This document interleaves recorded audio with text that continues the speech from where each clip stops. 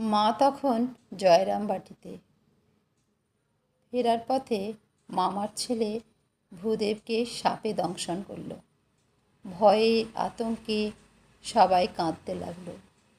মা ভূদেবকে কোলে তুলে ঘরে নিয়ে গেলেন। তারপর দরজা বন্ধ করে সিংহবাহিনী মায়ের কাছে প্রাণ ভরে প্রার্থনা করতে লাগলেন। অবশেষে মা গভীর ধ্যানে মগ্ন হলেন।